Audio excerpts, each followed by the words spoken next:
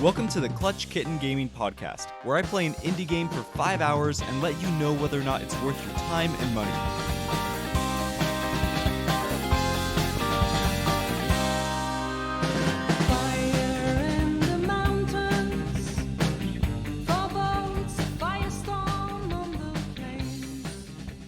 Hello and welcome everyone. This is James, also known as Clutch Kitten, and I'm so glad that you're here for the 2019 edition of the KKG Awards. This is the episode where I give out arbitrary and completely subjective awards of the games I've reviewed during the year. I've been of two minds while preparing this episode.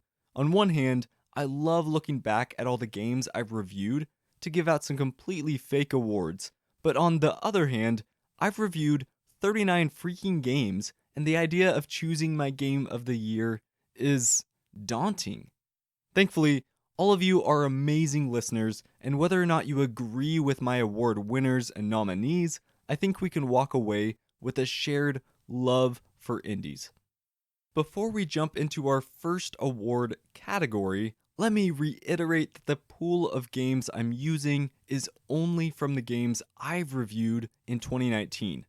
So, some older games like What Remains of Edith Finch might pop up since I reviewed it earlier this year, and some indies that came out in 2019 like Griftlands won't be seen since I unfortunately didn't have time to fit them all in. Now, without further ado, let's call up the nominees for our first award, The Troll. Titles nominated for this award must enable the player to troll in-game as much as he or she desires. These are games for jokesters, for funny guys, for all-around dorks. The first nominee is Untitled Goose Game, where the entire point of the experience is to screw up as much of a quaint village town as you possibly can. The second nominee is Heave Ho. I mean, this is technically a multiplayer game where teamwork is helpful for completing levels, but let's be honest with ourselves. It's a lot more fun to accidentally let your friend plummet to their death than try hard on every single challenge. The final nominee for the Troll Award is Flipping Death. Although it might appear to be another one of those straight-laced narrative platform games about possessing people after you die, it's actually an insanely funny game about poking everyone in town and shoving ice cream cones in their faces. Although each one of these games presents a unique shade of trolling, I have to give this award to Heave Ho. I haven't laughed so much during a video game in such a long time. Also, the fact that you can fart people off the goal platform just warms my soul. It's time now for our second award, The Beautiful. This trophy is for a game that truly elevated its visuals beyond the norm. Our first nominee is Gree. The soft watercolor tones and fluid animations give this game an incredible look that's easy to mistake for a gallery painting. It's jaw-dropping how clean and focused the visuals of this game are. Our second nominee takes a different and perhaps less refined approach, yet still produces an incredibly unique visual style. I'm talking about Return of the Obra Dinn. It's actually pretty deceiving when you hear it's a 1-bit game. It sounds utterly simple, but when you're actually playing, it's clear that a lot of work went into the style. Our third nominee takes a very different approach than both Gree and Return of the Obra Dinn. Children of Morta presents a pixel art style that's highly detailed. I'm talking most specifically about the art style that's showcased when you're at the Bergsons' house between runs. The level of detail put into the house is absolutely stunning, and it took me off guard every time I saw it. Although each one of these games deserves a ton of praise when it comes to their visual innovation, I have to give the Beautiful award to Gree. My memory of the game itself has faded over the year, but the art continues to stick with me. It's a gorgeous looking game. Now that all the hotties have sat back down, it's time to bring out our third trophy, the What the Fuck Award. This category is for games that only have one reasonable reaction after completion, saying WTF. We only have 2 nominees this year, but I think it's worth highlighting how freaking weird these games are.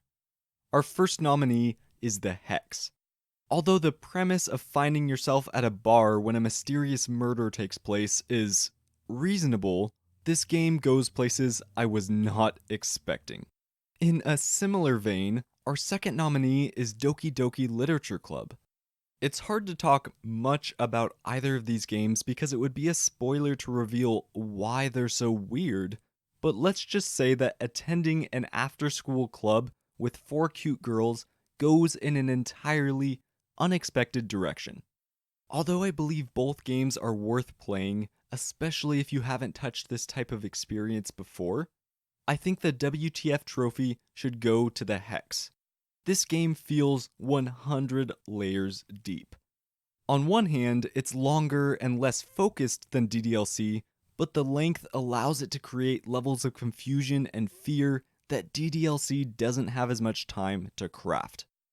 Now that we've talked about the 2 weirdos of the bunch, let's get on to our fourth award, the Static. This is for game soundtracks that are not only killer on their own, it's for scores that are integral to the atmosphere and feel of the games. Our first nominee is Katana Zero. Despite playing this game pretty early in the year, the song Rain on Brick continues to be stuck in my head. A large part of what makes this soundtrack so great is the way it captures the emotion and energy of whatever moment you're in. Our second nominee is unsurprisingly Valhalla. I won't go into too much detail since Dennis, Ozzy, and I talked about it on KKG Radio, but the main takeaway is that the soundtrack not only sounds amazing, it also provides you as the player another way to play and take on the role of Jill the bartender. Our third nominee for the Static Award is actually a repeat, Return of the Obra Dinn. The soundtrack doesn't have a lot of bells and whistles, but it's effective and will succeed in sending chills down your spine. The rich tones of the stringed instruments are incredible and perfectly capture the theme and time period of the game. Our last nominee, although definitely not the final game I reviewed with a good soundtrack, is Bloodstained Ritual of the Night. I spoke about this only a few weeks ago, but the talent and experience behind this score is evident. One aspect I love is the specific tracks for certain characters. In some ways, those pieces of music convey more about the characters than even the dialogue does. Choosing a winner for this category is incredibly difficult, but I have to give it to Valhalla. It's odd because, in some ways, the soundtrack isn't specifically curated for the conversations you're having. The music that plays is based on what you choose for the evening, but the experience is still crafted in such a way that the soundtrack blends with the conversations and cocktail mixing perfectly. You know, the cool thing about hosting a fake awards show where I get to call all the shots is that I'm allowed to do a category like the dud. I generally try to keep things positive on the show, but on occasion, I think a little flame is appropriate. This category is pretty simple. It's reserved for my biggest disappointments of the year. The first dud nominee is Mutant Year Zero. As someone who adores strategy and tactics games like Fire Emblem and XCOM, I was stoked to play this game. It was pitched as an XCOM with animals, and although it has some slivers of potential, I was still incredibly disappointed with the experience. I knew it wouldn't have the polish of XCOM, but I also expected it to be balanced and fun. Unfortunately for me, it didn't reach either of those goals.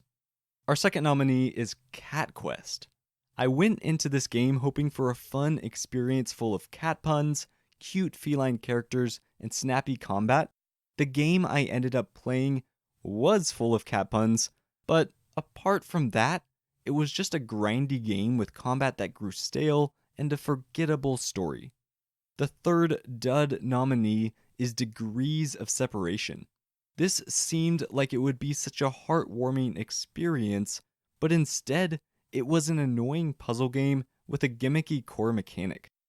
The winner of the Dud Award has to go to Cat Quest. As someone who loves gaming and cats, I really wanted for it to be fun. When I found that the game just felt incredibly generic, it was super surprising given how much love I've seen this game get. It's not broken or bad, but this game is disappointing to be sure. Our next award is called the Feel Good Trophy. It's for a game that feels so good to play that putting down the controller is a struggle. Our first nominee is Katana Zero. This game makes you feel like John Wick whenever you complete a scene. You're slowing down time, rolling to dodge bullets, slicing people apart, deflecting shots, and so much more. This game captures a lot of what made Hotline Miami such a hit while adding its own flair to the experience. Our second nominee is Children of Morta. The way this game melds RPG mechanics with a roguelite loop is so clever. No matter what, I felt like I was continually progressing in the game, and it was easy to get lost in the enjoyment of slaying hordes upon hordes of enemies. Our third nominee for the Feel Good Award is none other than Bloodstained Ritual of the Night. I mentioned this in my review, but this game has single-handedly gotten me to enjoy the Metroidvania genre again. Despite some bosses being pretty brutal to get through, this game has so much going for it. Tons of weapons, interesting abilities, funky secrets, snappy combat, crazy enemies, and so much more. Our fourth nominee is The Outer Worlds. I immediately was taken back to old school Fallouts when I started playing this. It's like hot chocolate on a snowy day, or sitting next to a campfire under the stars. It feels like the right thing to be doing. Although each one of these titles has solid gameplay, I have to give this award to Bloodstained. There may be some recency bias involved, but it's hard to fully express how much I truly enjoyed this game. We're almost to our final award, but first we need to give out a prize for the best narrative. I don't have a creative name for this one, so let's move right into the nominees.